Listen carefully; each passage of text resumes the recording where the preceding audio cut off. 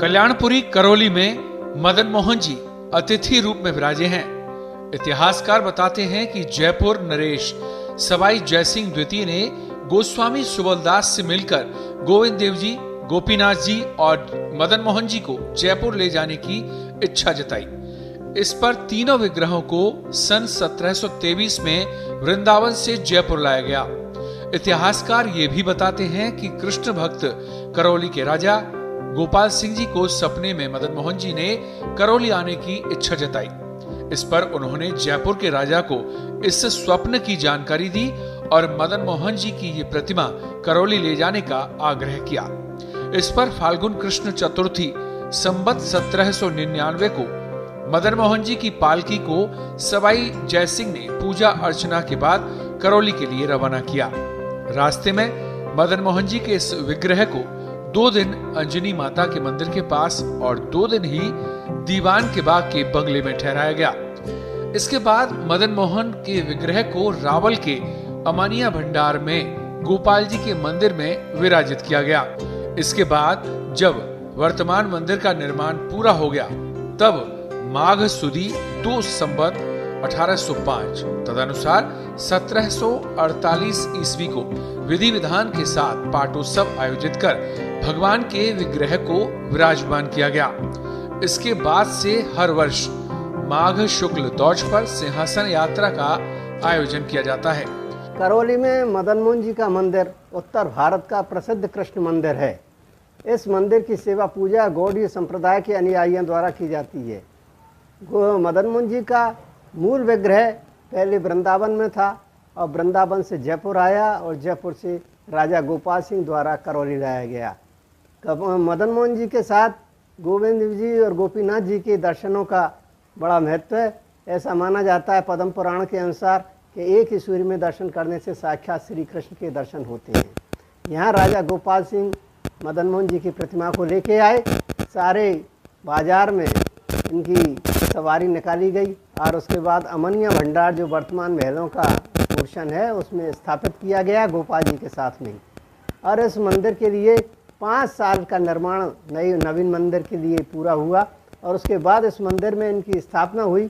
इनका पाटोत्सव माघ सुदी दौज संवत 1805 तदनुसार 1748 ईस्वी में पाटोत्सव हुआ। उसके बाद में जो अन्य त्यौहार और पर्व मनाए जाते हैं उसी के क्रम में ये जन्माष्टमी का त्यौहार बहुत धूमधाम से हर्षोल्लास से मनाया जाने लगा।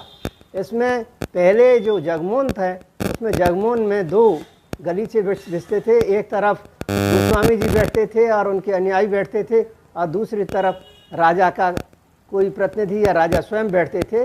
लेकिन राजा भंवरपाल तक सभी राजा स्वयं आते थे। उसके बाद में ये जो गलीचा नीचे बिछने लगे और चौक में ये आयोजन होने लगा और उसमें आयोजन के साथ ही इस कार्यक्रम को पूरा किया जाता था। शाम को ढाणी ढाणन का इसमें नाच और उसकी बधाइयाँ गाई जाती थी।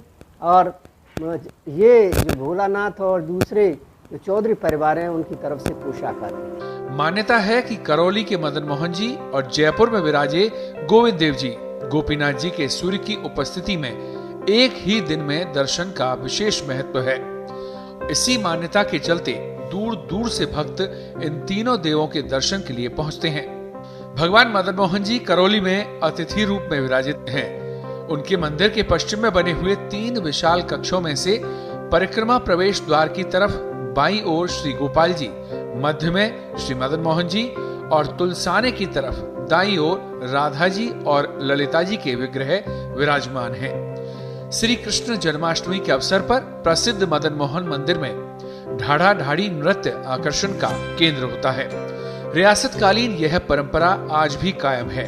कृष्ण जन्म से पहले मंदिर परिसर में शाम के समय होने वाले इस आयोजन में भक्ति और उल्लास का अनूठा नजारा देखते ही बनता है। करौली जो है ब्रज क्षेत्र का एक हिस्सा माना जाता है। यहाँ पर मदन मोहन जी भगवान कृष्ण के चरण चिन्ह के रूप में पूजे जाते हैं और चरण चिन्ह के रूप में पूजे जाने पर दर्शनों का यहाँ विशेष महत्व होता है। यहाँ पर जन्माष्टमी का त्यौहार बड़े धूमधाम से मनाया जाता है। सुबह से ही आसपास के ग्रामीण जन और दूर दराज के ग्रामीण जनों की भीड़ यहाँ पर लग जाती है और दिन भर भक्तों का रेलम पेला चलता रहता है। दोपहर के समय यहाँ राजा के जो चौधरी हुआ करते थे, उन चौधरी परिवार की तरफ से पोशाक गाजे बाजे के साथ गुलाब बाग उनके निवास से लाई जाती है और उस पोशाक को यहाँ पर अर्पण किया जाता है। पोशाक अर्पण करने के बाद हमारे मदन मोहन जी के जो गोसाई हैं वो नंद बाबा का रोल अदा करके और यहाँ पर नंद दरबार सजाया जाता है, जिसमें ढाड़ा ढाड़ी का नृत्य होता है। बड़े धूमधाम से सभी नर नारी नृत्य करते हैं और बधाइयाँ गाते हैं। और रात के 12 बजे ठाकुर जी का अभिषेक किया जाता है, उनकी जन्म की झांकी सजाई जाती है और चौधरी परिवार जो पोशाक अर्पित की गई है उस पोशाक को ठाकुर जी को धारण करा के दर्शन कराए जाते हैं। दूसरे दिन नंदोत्सव यहाँ मनाया जाता है। दरबार की तरफ से छाक लुटाई जाती है और दशका दौंद का आयोजन किया जाता है। सब एक दूसरे पर दही और हल्दी का मिश्रित घोल फेंकते हैं और बड़ा आनंद महसूस होता है।